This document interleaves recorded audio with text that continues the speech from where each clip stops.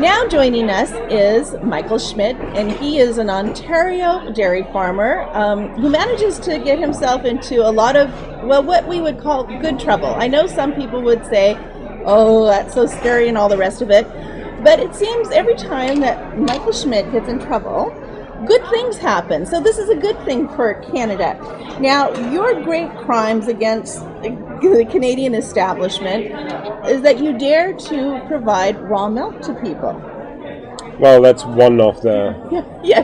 That's one Your portfolio has expanded. That portfolio has expanded, yeah. That's definitely one, and that is probably what most people know me of. Okay, give us a brief history, Michael. You were a guest speaker here at the conference for Fresh Milk Food Politics in Vancouver. You spoke a number of times, as a matter of fact. You gave people not only enormous insight to what has to transpire in Canada in order to bring people a product that they desire. And isn't that the real crime here in Canada, is that people don't have the right to access a healthy food source? I think that is the most stunning reality for most people, that they think that they can have that they can eat whatever they want to eat, but in reality they can't. And a variety in the supermarket of the same food doesn't mean they can choose whatever they want to choose. They just choose many different things of the same thing, but they cannot make a proper decision when it comes to unprocessed foods, and especially with milk, or, for example, also with eggs. There's a big problem with eggs in the country, and it has all to do with the milk marketing boards, which controlling our food, which I think is probably a big part of that whole problem. Are we at a turning point here in Canada where Canadians have to start waking up? I mean, we pay lip service to the land of the free, and we have all these rights, and we have this wonderful country that we live in, until you start looking at what's really going on and how our food sourcing is dictated to us and regulated. You have to go to extraordinary lengths as a farmer to make sure your farm is clean and your animals are well cared for, and yet you're found to be a criminal as a result of this. You know, are we at a point where Canadians need to start waking up and becoming educated? One of the things that the conference, I think, a very well-attended conference did today, was inform people about the health benefits associated with raw milk. Do we have to deprogram Canadians to start getting them to start questioning at least what's happening as their food sourcing is? Well, I think that is one major problem. I'm a Canadian for 30 years now. I'm an immigrant from Europe, and I have to say I'm not used to this kind of complacency, how the Canadian culture has evolved, and trying to talk to people and say, well, are you not questioning what you're putting in your mouth, and so on. And there are people waking up, and now starts the second problem, is that the government is not used to that people questioning how dare their orders. How dare are you questioning that? So it's kind of an accumulating problem here in Canada, that on the one hand we enable the government to dictate to us what to do, and now we start to question that, and now the government is all upset that you dare to question whatever they think is best for us. And I think that is a big problem, and I think it's worse than a lot of people anticipate. I think we're dealing with a lot of corruption within the government, but I think we deal with a much bigger problem, and that is the bureaucracy. And I call it's a faceless dictatorship where nobody's accountable. They're passing regulations which never have been passed by government. These regulations have been produced by a certain interest group and mandated to the Canadian people. And there are more regulation than actually laws. And that causes a huge problem, because now we actually have a pure dictatorship here, and I would call it's even fascism at its finest, because it's camouflaged in being a good country and being a free country and so on. Yeah. It's a complete facade.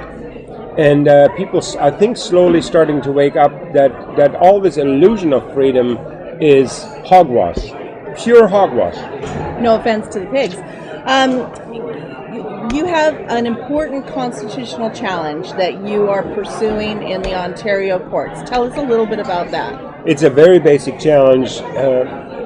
What we were arguing is that in fact the law which prohibits that people can obtain milk is unconstitutional because it's too broad.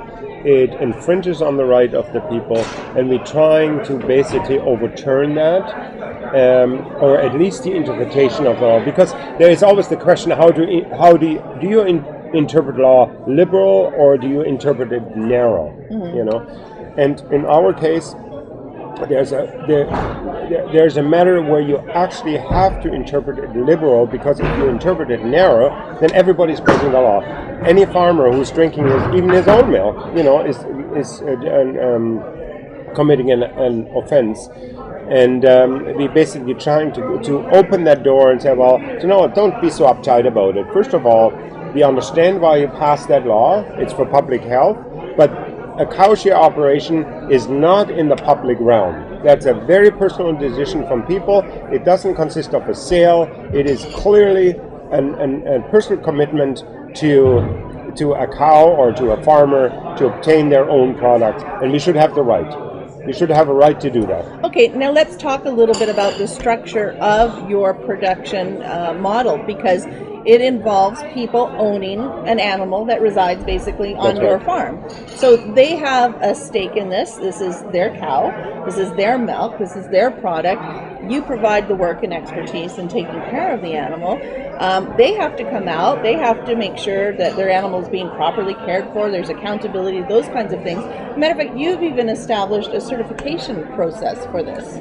Through Cowshare Canada, as soon I was acquitted in 2010 of all the charges, there was on my part a lot of worry that now suddenly everywhere there's cowshare operations, kind of created, and people don't know what they're doing.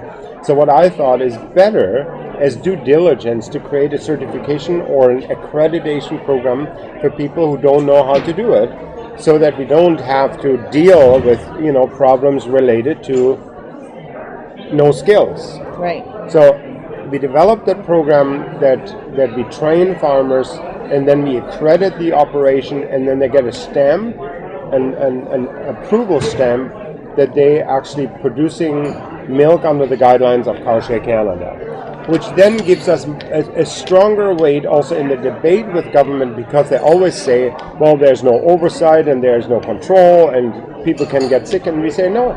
We have our own quality assurance program. Well, you're protecting the consumer. You have an advocacy. Absolutely. It is our interest that in regard to the raw milk issue, that there's only good and healthy, safe raw milk on the market. And that's what we try to ensure.